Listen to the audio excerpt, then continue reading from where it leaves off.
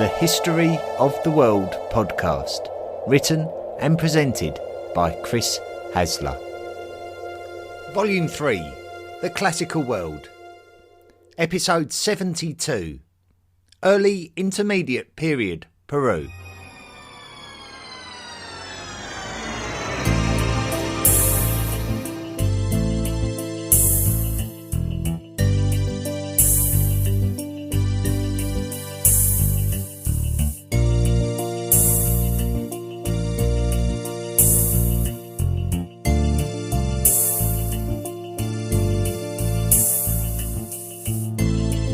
Peru is a country with a rich history, and it has been well documented and categorised. The pre-Columbian period in South America is mainly the story of what happened in and around Peruvian lands, not because other lands in South America didn't matter, but because we had a much clearer picture of the heightened activity on this particular area of the west coast. We have spoken about the history of Peru during ancient times and mainly during the Volume 2 episode about the Chavín culture. We started out by talking about the Norte Chico civilization, who were around 4,000 to 5,000 years ago. This is the earliest known modern civilization to have been discovered in the Americas, and they are well known for their pyramid construction, which is highly intriguing when compared to Egyptian pyramid building that was going on at a similar time in a completely detached area of the world. They also developed irrigation skills, which was the same thing that the contemporary cultures of the Near East had mastered, particularly on the rivers of Mesopotamia. The Norte Chico are also called the Caral civilization after the main site of Caral. The Norte Chico civilization dispersed in the early 2nd millennium BCE. The next concentration of culture would come towards the end of the same millennium with the growth and success of the Chavín civilization with their ceremonial centre at Chavín de Huántar, which could have been one of the many significant settlements of this culture. The site of Chavín de Huántar was thought to contain a temple which would attract pilgrimages from the wider world that was influenced by the Chavín culture. We're not really sure how and why the Chavín culture declined, but dates around the 3rd century BCE seem realistic. It has been suggested that this be down to droughts and earthquakes, or at least that they may have been contributory factors. When describing the fortunes of the Chavín, we also mentioned a culture that emerged to their south called the Paracas culture, which appeared during the early 1st millennium BCE. The Paracas culture were skilled water irrigation experts, and it's highly likely that the Paracas were influenced by the Chavín in this field of technology. The Paracas culture is well known for the Great Paracas necropolis, which contains many bodies wrapped in woven textiles. The bodies were mummified thanks to the dry conditions of the Pacific coast in this area of South America. The efforts invested in the quality and production of the textiles suggest that the bodies in this necropolis were ceremonially buried. The fact that the bodies number into the hundreds in itself is quite intriguing, as it opens up debate for the social status of the individuals within the Paracas societies. With the preservation of the bodies being good in these lands, so too were the preservation of the woven cloths, and we have retrieved some impressively vibrantly coloured textiles. The rich colours were produced using plant and animal extract, and the fibres were from the wool of the alpaca and similar animals. The fibres were woven to depict some very linear images, and notable were the images of smiling cats that could be frequently identified. Feline images could also be found on the ceramics of the Paracas, which sparks a fair degree of interest in why the Paracas regarded them so highly. We do know that ancient American cultures had a high regard for the jaguar, standing tall at a peak of the natural food chain. These felines were certainly not resembling of the ferocious jaguar though. So it is thought that the images may be more likely to represent the pampas cat, which is a wild cat that looks much more like a modern domestic cat, but is thought to have been a friend to the human by preying on the rodents and insects that in turn preyed on the crops of the farmers. The Nazca culture. The Paracas culture is believed to have been replaced by the Nazca culture, and we can identify aspects and traditions that survived this transition. So it is fair to say that the Paracas evolved to become the Nazca, but that a migration of foreign people called the Topara from the north into the lands of the Paracas was influential to this. The Nazca did live in settlements, but they are described as villages. The Nazca unsurprisingly inherited the irrigation expertise of their predecessors and even took it to a stage further by developing methods by which the water channels could be dug under the ground. These underground aqueducts are called puquios and would protect the water from unwanted evaporation during its journey. There are some that claim that the Nazca puquios were actually built a lot later after the arrival of the Spanish over 1,000 years later. However, it may have suited the early Spanish settlers to lie about the origin of these puquios in order to monopolise their wealth, as any water distributed by pre-Columbian structures was legally supposed to be shared with everyone. There was clearly irrigation expertise during the Nazca period, and evidence of successful settlements suggesting a fruitful farming society. The Cantayoc aqueducts are fed by spiral-shaped constructions on the surface of the land and are interesting to look at and impressive as well. These particular aqueducts can be found close to the Peruvian city of Nazca, which has taken its name directly from the historic culture. There is also the suggestion of a significant military presence among the Nazca, with artistic depictions of head hunting, with severed heads being paraded and displayed. There is a suggestion that great military men could attain high social status, as high as the priestly class. The warrior aristocrats may be found residing in great pyramid buildings, and this would lead us on to the collective architectural and large-scale projects of the Nazca people, which deserve further attention. One of the great ceremonial centres attributed to the Nazca is a site called Cahuachi. Cahuachi was originally thought to be a capital city, but opinions have changed a bit and it is now thought to have been a centre for ceremony, which is not unlike the purpose of the temple complex at Chavín. The pyramid constructions were created using a mixture of earth and organic material, which is referred to as adobe, a word taken from the Spanish language to describe this style of mixture, which is likely to have been hardened by the hot baking sun. No residential buildings have been detected, so the whole aspect of a constructed exclusively ceremonial centre is similar to the very ancient Near East site of Göbekli Tepe. Nazca lines. Close to Cahuachi, we can find evidence of something that has amazed modern humankind. They are called Nazca lines. The Nazca lines are geoglyphs, and a geoglyph is a huge design made on the surface of the land by digging the earth or using rocks. The purpose of these geoglyphs is a mysterious thing. On the one hand, there are a series of straight lines which in some cases point towards sunset locations and alike, which is not surprising because we can see that humans were fascinated by the movements of the objects of the sky, seemingly everywhere in the world. It is only now that we can view the earth from the air like never before, and that we can truly appreciate the work of the Nazca, because it is only from the air that we can understand their true form. The Nazca were creating large-scale images of humans, animals and shapes on the landscape that any land-based outsider would not be able to detect. From the air, it's completely different. From the air, the astonishing creations of the Nazca can be seen in their full glory. There is nothing else quite like it, certainly not on this scale, anywhere else in the world. The geoglyphs of England are probably more modern, apart from the Uffington White Horse, which could date back as far as the Nazca geoglyphs.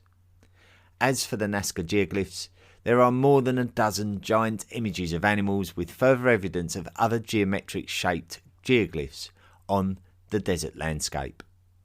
Mainly, the huge images are somewhat linear, without being totally made up from straight lines only. So the wings of birds have been recreated using a series of long straight lines, but the tail of the monkey is a long spiral and the body of the spider is circular. The long straight lines are likely to have been dug into the earth with the assistance of stakes and ropes in order to preserve their straightness, and their survival into the modern day is a reflection of the lack of wind and rain in the area, which could point us towards a reason for their existence. Water was an essential commodity in this area, and ancient cultures of Peru needed to be somewhat ingenious to make the most of their water by utilising the impressive irrigation skills that we have already mentioned. The straight lines are not something to be overlooked, with aspects of the geoglyph orientation either pointing towards or being perpendicular to sunrises and sunsets, which indicate a form of celestial body worship. But other experts suggest that the geoglyphs in some cases are also pointing towards sources of water, such as those that were carefully manipulated by the puquios, the stone spirals leading down into the underground irrigation channels. The main source of water being the underground aquifers, whose existence would not have been obvious to people on the surface. Seeing is believing, so I would strongly encourage you to look up these Nazca geoglyphs online and see them for yourself. Nazca pottery. The same ability to create the vibrant colours found on woven fabrics can also be found on the ceramic items of this period, and we can look for clues about the beliefs of the culture based on the designs on the pottery and how they relate to the stunning geoglyphs. There is clearly a regard for animals that is certainly not uncommon when we look back over the entire human history of art. There are ceramics that depict humans dressed as animals, which echoes back to this anthropomorphic fascination that humans have in mixing together aspects of humans and animals, and we see this throughout ancient human history, not least of all with the were-jaguar creations of the ancient Americans. We spoke of the colorization of Nazca artifacts, and experts have no doubt that the Nazca had developed a high degree of expertise in mixing colours. The patterns on the pottery are not surprising based on what we already know. The natural world was depicted, as was the abstract world with the mythical creatures. We can also see geometric shapes that are surely related to the geometric lines on the desert landscapes. The pottery also depicts the ritual displaying of severed heads on ropes, the headhunting culture that we spoke of earlier in the episode. We can see these heads being carried by a supernatural being in these depictions. Skulls have been found that support the headhunting depictions, with bored holes made where the rope could be threaded through. The designs were thorough, in that they covered the ceramic pots and vessels, and they were vibrant and angular, giving them their own unique Nazca style. The discovery of human remains is no better illustrated than at the Chavín cemetery, which was a special and ceremonial burial place used for many centuries, and likely instigated during the Nazca period. Once again, as with the Nazca geoglyphs, the woven textiles and the coloured ceramics, the arid climate of the area has preserved the site well. The bodies went through a considered mummification process and were dressed in cloths and were left in tombs to be discovered during the 20th century. The mummification attempts seem to echo from those attempted by the Egyptians with their pharaohs over 1,000 years previous. Although we are comparing aspects of ancient American traditions to ancient Eurasian traditions quite a lot during this episode, we are only trying to reference them to provoke your own thoughts. I'm not suggesting that there was a cultural link between Eurasia and the Americas, because even if we believe that there could have been a migration of Chinese people to South America during ancient times, as been suggested by some historians, We must also be mindful of the fact that Chinese culture was not linked to the traditional cultures of the rest of Eurasia until after the mainstream emergence of the Silk Road. So, to compare the similarities of cultures of the ancient Near East to those of the ancient Americas, to me, seems like more of an autonomous response to human cognitive natures and environmental pressures, rather than any migration of knowledge from one place to another. Having said that, this is only my opinion, and we have to be open-minded to those who do speculate that there is a link of the cultures of mummification and pyramid building, for example. The ancient Peruvian coastline. To summarise what we already know about ancient Peruvian societies, we noted the emergence of the Chavín culture, which dominated the first millennium BCE, and its cultural extent, which reached along the coast as far north as the Ecuadorian lands and as far south as the Paracas Peninsula, where a distinct Paracas culture would emerge that was still closely linked to the Chavín culture. The Nazca civilization seemed like a natural progression of the Paracas, and its centre of influence was in those more southerly lands around the Paracas Peninsula. So what was going on in the rest of the lands?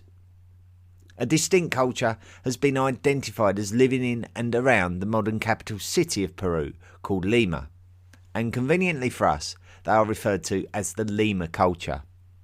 There are many similarities between the Lima culture and its geographical and chronological neighbours, so it is difficult to distinguish them. They certainly are unlikely to have identified themselves as we identify them now, so this resembles pre-civilised human life much more. Identifying the Lima culture is also difficult due to the obscurity of it because of a lack of information. It may be that further excavations provide more information in the future. The construction of the modern city on top of these lands is no help when it comes to unveiling the past. Some of the ancient temples have survived the modernisation of the city and can still be seen to this day. They are called huacas, which is the Spanish interpretation of the ancient name.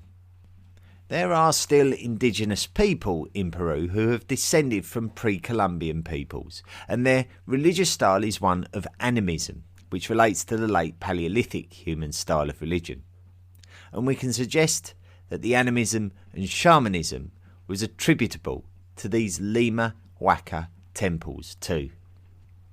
One thing that has been discovered in both Nazca and Lima culture excavations is evidence of the preparation of plants for consumption for more medicinal purposes, but rather than a cure for ailments, it was more used to replace feelings and emotions with unnatural ones. For example, the consumption of cocoa leaves could aid with altitude sickness and feelings of hunger, but the continued consumption of cactus juices would induce hallucinations, which is comparable to drug abuse in the modern world. This can be traced back to the rituals of the site of Chavín de 1,000 years earlier, something we explored during Volume 2.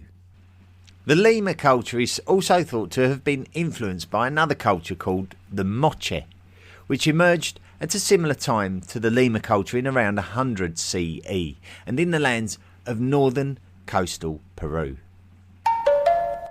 The Moche culture. The Moche culture dominated the lands of northern coastal Peru for most of the first millennium and are characterised by their vibrant ceramics and temples, which links it to its contemporary cultures to the south, the Lima and the Nazca. They mummified important individuals and sacrificed neighbouring enemies with a military attitude. With the lands of coastal Peru also being home for gold, we also recognise that the Moche were creating artefacts from metals too. The artwork associated with the metalwork and ceramics of the Moche give us a bit of an insight into their culture. The speculated area of influence for the Moche is larger than that of the Lima and the Nazca, and so it is speculated that there was a mixture of cultures in this area.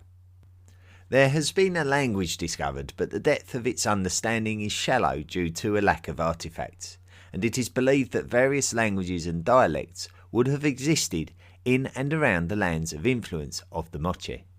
So some of the ancient knowledge might actually be confused with other contemporary dialects, but linguists will be thrilled by the opportunities to learn more about South American languages presented by the evidence.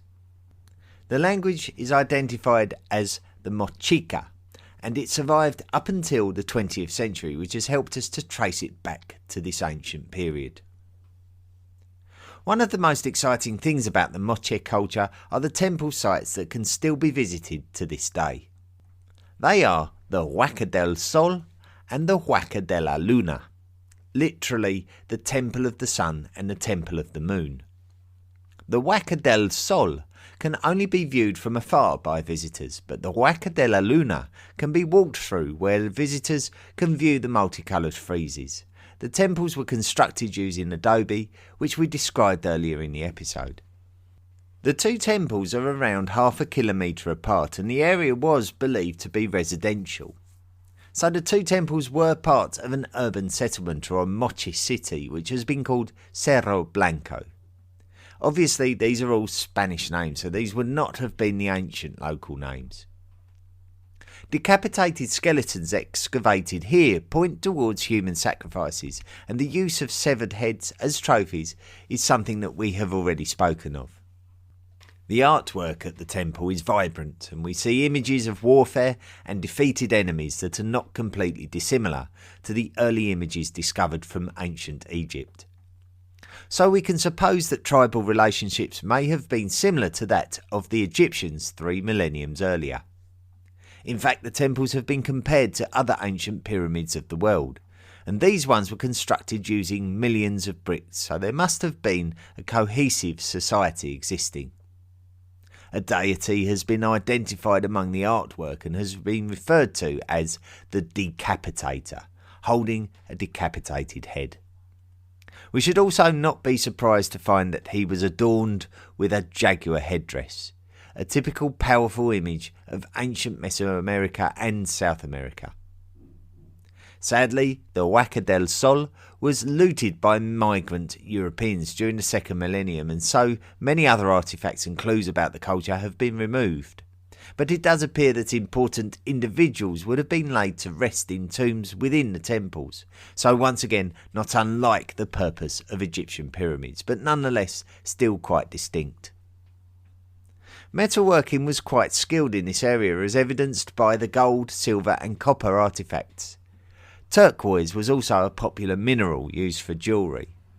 Of course, we should not be in any way surprised to see the extensive production of ceramics, which is a glorious attribute of the ancient Peruvians in any case. In all of the artistic productions, whether they be the portable art objects described or the parietal art of the friezes in the Huaca de la Luna, we identify a great many depictions of animals and anthropomorphic figures.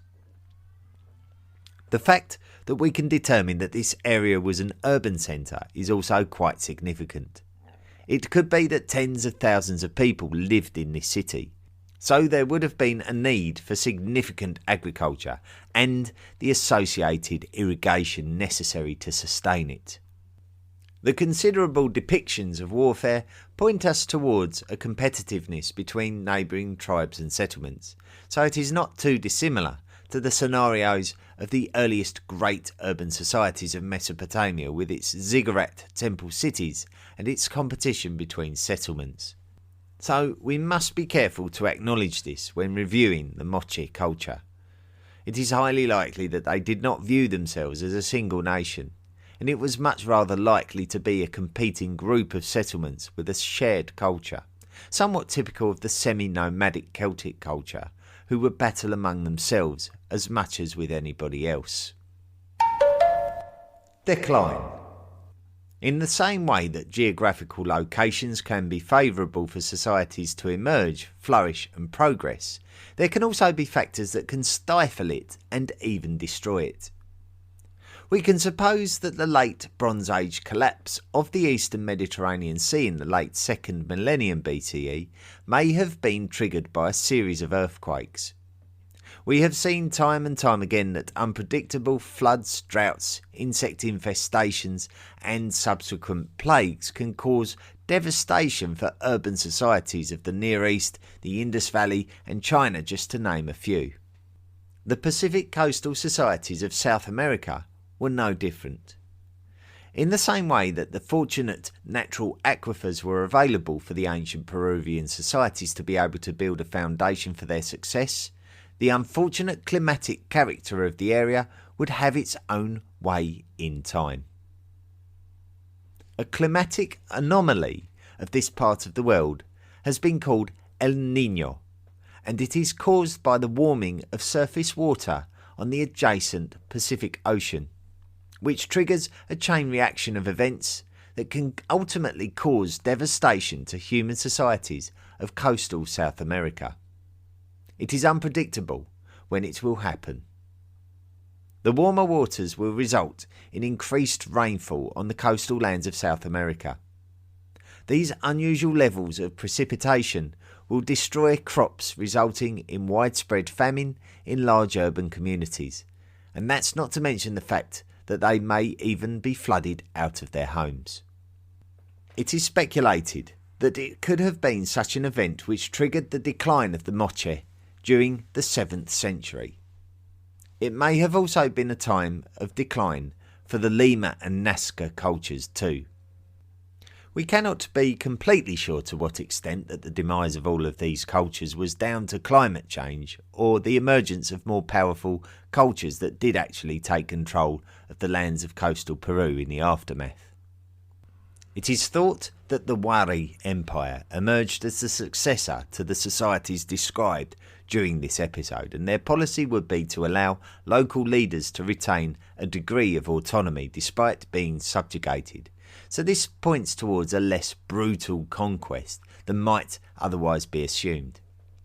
So that very quickly brings the story of the cultures of Peru from its great ancient Chavín society described in Volume 2 right up to the emergence of the Wari Empire, which we will go on to describe in Volume 4. When we look at all that we have studied in relation to the development of these ancient societies of Peru, it is a complete mystery why they are not as well known as the societies of Eurasia, considering how incredible some of the discoveries are, especially those incredible Nazca geoglyphs that humankind could never truly appreciate the marvel of until we took to the skies, over a millennium and a half after their creation.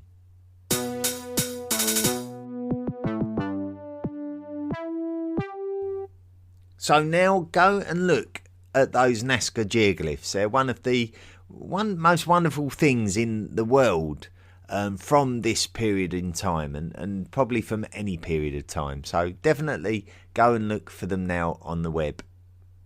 Thank you so much for listening to this week's episode, and we always say to you each week that if you want to support the podcast, you can. If you're enjoying it and you'd like to support it, just simply go to the historyoftheworldpodcast.com website, click on the Patreon link, I beg your pardon. Click on the Patreon link and go on to make a monthly donation for as little as $1 per month. When you sign up to make any kind of monthly donation, you are automatically granted a place within the History of the World podcast Illuminati. And those members who are part of the History of the World podcast Illuminati qualify for rewards depending on how much they've contributed overall. And we do have one of our patrons, Willie Moller, who is a member of the History of the World podcast Illuminati and is qualified to ask a question of myself, the host.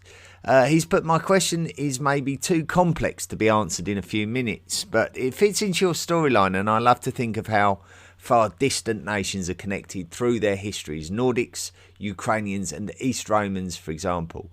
Germans define their origins based on an epos called Nibelungen, and it is said to be a poem written in the 13th century. It tells us a story about the 5th century, referring to the Hunnic invasion they are positively viewed, and Germanic tribes all over Europe as far as Iceland, I believe that's.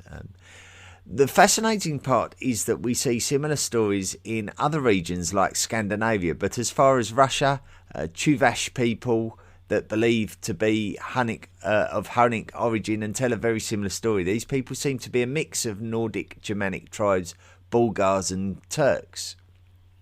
Richard Wagner did a opera about it, so it's quite well known to Germans. We learnt it at school. It's not as historical fact, but it has a truth into it. The treasure is still searched for until this day.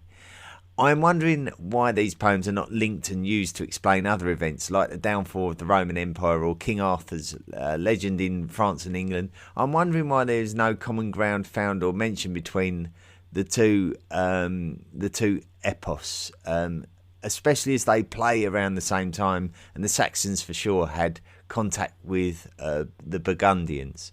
I guess it's because it's really just a story, or is it something more, something like the lost memory of what happened during the Roman downfall seen through Germanic and Turkic eyes? So my question is, how much truth lies in the Nibelungen? This is an incredibly difficult question for me to answer, Willie. I do believe that some of the stories that have come down to us in the modern age are often used to support national identities of people, and I think when you look at epic poetry, it really is used if it suits a particular nation to use it. So I think what I would always fall back on is what these epics are in history, generally speaking. And often we find that epics and poetry written about mythology and certainly the origin of races and nations is the fact that these things are held onto vigorously by people who want to establish a national identity, by people who want to make people feel as one and that their origin comes from one powerful source. So these epic poetries give you a sense of being someone important who belongs to a race of important people. So this particular German epic, the Nibelungenlied, was something that was always held onto hard by people of Germanic origin, and more so especially when the Napoleonic Wars were going on, for example, and German identity was very important in the face of French identity, and also going back, really the whole Germanic identity was based upon maybe an anti-Latin sentiment. So the fact that the Germans really started out as a race identified by Julius Caesar as a group of tribes with an origin who came from over the River Elbe, and who were distinct from the Celtic people who came from the Roman side of the Elbe. The River Rhine, not the River Elbe. Sorry, the Rhine River. I think that whole Latin Germanic, antithesis, if you like, it's hard to describe really. It's really just a lot of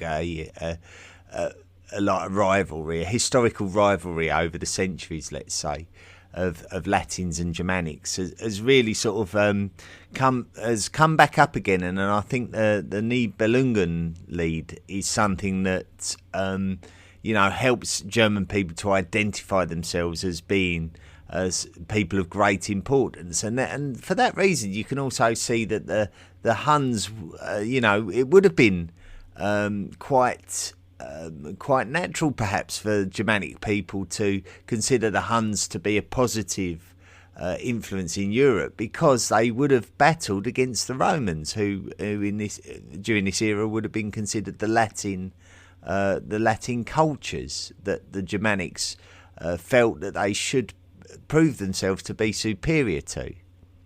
We can even actually see the poem itself was used by the Nazis during the 20th century for their own propaganda, as like identifying their race, their superiority. They hark back to these legends, and this is not unusual for many different societies to go back to legends that make themselves come across as more powerful and more legitimate because of it. When this works, it invokes a great national identity amongst the people. The people feel like they have something that they can fight for, something that they believe in, and an identity that they can stay loyal to. So this is the value of these legendary epics.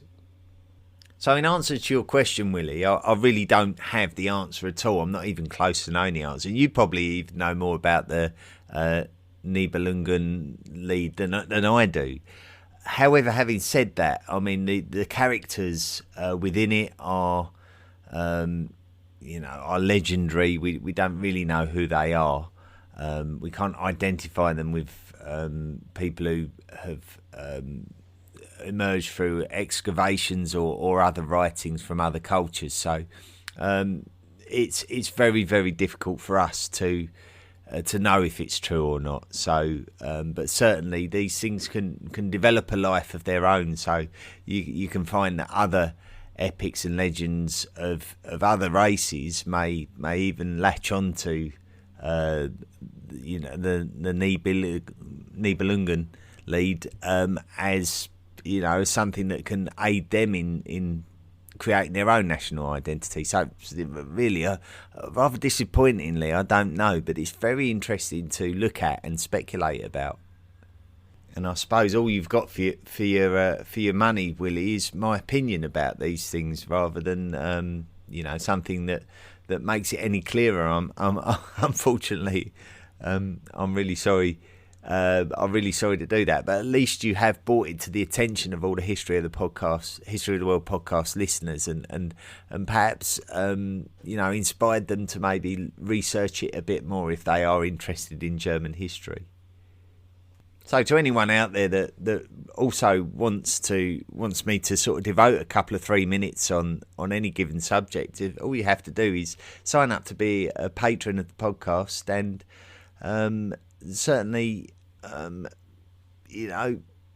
put a question over to me. If you've donated $10, I will talk on any given subject for a couple of 3 minutes, and I'm not necessarily going to be able to give you all the answers that you're looking for, but certainly you'll get some time and attention to anything that does intrigue you about history. You can ask, and I will talk on that subject. So thank you so much, Willie Moller, and I hope you do continue to enjoy researching that subject, and maybe in the future you can tell me a thing or two about it that will educate me.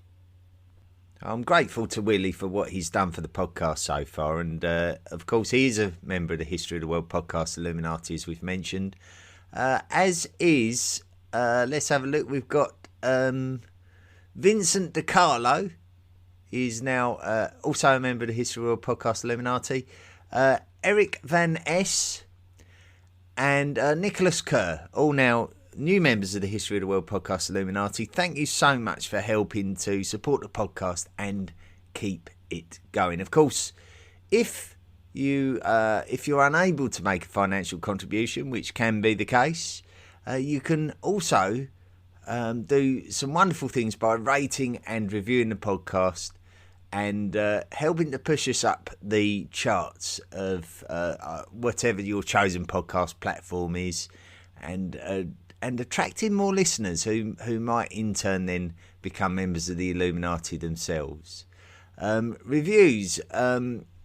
Todd Hendrickson from the USA has put a gem of a captivating podcast. Chris really delivers an entertaining and enlightening historical narrative of our history, and as we know it on this planet. Keep up the good work, highly recommended, from Todd, Woodstock, Illinois, USA. Thank you, Todd. It's a very, very special day for the History of the World podcast, and it was almost a year ago now. I think it was around the 4th of June last year that we made the big step to transfer the podcast from Audio Boom over to Anchor. So the distributor of the podcast is now Anchor, and that was around the 4th of June. So it's not quite a year ago, but since the move, today we can announce that there has been 1 million downloads of the History of the World podcast since that move. To be fair, it was probably around about 2 years that we were with Audio Boom, and we maybe had about 700,000 downloads in the first 2 years. So it really just goes to show how much the project is flourishing and becoming more popular. So I'd like to say a very heartfelt thank you to each and every one of you who are listening to the podcast. That's incredible. I could never have imagined in my wildest dreams I would be talking about such numbers. 1 million downloads within a year. You should all be very, very proud of what you've done for me and the podcast. It is due to my gratitude that I unreservedly read out the emails that have been sent to me by the listeners, and I make no apology for doing that. You've been kind enough to write in, and I'm always more than grateful and willing to read them out so that you get your time in the spotlight. John Reyes has written in and put, "Hi Chris, I'm from Northwest Indiana and I wanted to say I absolutely love your podcast. It's the first one I started listening to actually on Spotify. I started back in February and listened to it at work. I am starting your 2-part summary of Rome and am a little sad because I realise I'm catching up to the present podcasting schedule. My favourite episodes, I think, were about Phoenicia, Volume 2, and Greek colonisation in Volume 3. It was nice seeing a picture of the man behind the voice finally. Keep up the amazing work, and when I can, I will surely donate to the podcast." John, just the fact that you're listening to the podcast and you've taken the time to write it in is enough to generate some gratitude from me. So thank you so much, and I'm glad you're enjoying it. And yes, you and many others have caught up with the podcasting schedule. Feel a bit lost when you get to the modern age, but I thought, once a week, I can't really push it out any harder than that, I tell you. Sarah Mayer has written in and put, "Hi Chris, thanks for your wonderful podcast. I am a recently retired teacher with a passion for learning about human evolution and prehistory. I got a degree in anthropology with a minor in education in 1982. However, the course of my life was directed towards teaching instead of an anticipated career in physical anthropology. Now retired, my interest in anthropology and history has been rekindled. I've been trying to catch up on the latest findings and theories. Wow. A lot has happened since Lucy was found. She was the reason I changed my major to anthropology. I've been mostly watching videos on YouTube. Though fascinating, the ones with reputable sources are often vague and too generalised. The ones from universities are often too genre specific and technical." Sorry, I'm trying to read it out at speed. I beg your pardon. "Consequently, I found there to be a lot of gaps and often confusing. I discovered your podcast on Spotify by accident and have thoroughly enjoyed it. I just listened to Volume 1, Episode 11. I find your presentation to be concise, chronologically relevant and easy to listen to. You've incorporated many aspects of paleoanthropology and other related disciplines and new technologies into an understandable story of becoming human. You've filled in many gaps of recent findings and how they fit into our understanding today. Just wanted to recognise and thank you. I will look forward to listening to Volume 2. You're right, Sarah. That's the biggest thing about, and Volume 1 is one of those volumes, and I've said it before. The information will become dated very quickly because it's one of those fields of study that is constantly developing. So certainly since Lucy was found in the 1970s, such a lot has been discovered, and it's like finding pieces of the jigsaw stuffed down the back of the sofa and trying to sort of find out where they actually go. we will undoubtedly, as each year passes, find more pieces of the jigsaw puzzle. Thank you, Sarah. Got a great email in from Emily Alley. Chris, hi Chris, I adore the podcast. I've been listening all week while painting, and it's so engaging and educational. I wonder what painting you've been doing, decorating or actually painting pictures. I did have a question about one of your early episodes where you mentioned Venus figurines. What do you think of the idea that they're self-portraits? I imagine that if they were truly sexual, then you'd see more male statues. But don't these tend to only be women? I could imagine a scenario where a young, heavily pregnant woman living 20,000 years ago found herself unable to hunt or forage, so she's left behind in a camp of some sort. Then she finds an interesting rock and, having nothing else to do, starts carving what she sees in front of her, which is why the statues have a forced perspective. The feet are small. And you have the exaggerated breasts and hips, which to me suggest a young woman meditating on the odd shape of her body going through pregnancy. Most interesting, though, is the lack of a face, which is especially odd given the exaggerated detail of the hair in a figure like the Venus of Willendorf. It's as though this maybe this young woman's friends did her hair for her, and maybe she found it especially beautiful. She would reach up and carve the hair the way it felt, but wouldn't think about her face without a mirror in front of her. I think there's something beautiful in imagining that the statues tell us about how prehistoric women saw themselves. There's no reason the art could have only been created by men. Hope you're well, Emily. Emily, I agree, totally, completely agree. There's no reason why that is wrong, what you've speculated. And I think these speculations are incredibly important to encourage other people to look at it from a different perspective. Of course, there are very many Venus figurines that can be compared to each other from different cultures, so it's probably worth looking at them all. And I think it's often convenient for historians to just pack it off as a fertility cult. You know, it might completely be wrong. So, but we don't know, and that's the beauty of it. Quinn Stearns has written in and put, hello Chris, my name is Quinn, I live in the US, Arizona. I wanted to reach out and tell you how much I've been enjoying the podcast. I recently found an interest in science history podcasts. After finishing a BBC podcast, I went looking for something new. I went through many different podcast channels and I did not enjoy before finding yours on Spotify.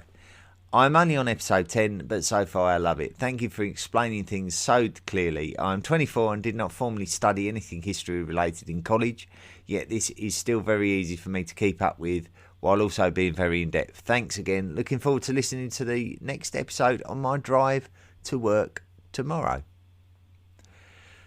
And Emma Irvin has written in and put, I started listening to the History of the World podcast when my daughter was born 8 months ago, and I'm finally up to date. I will listen to a few episodes a night during her wake-ups and feeds. It's saving my sanity being able to listen to something so interesting.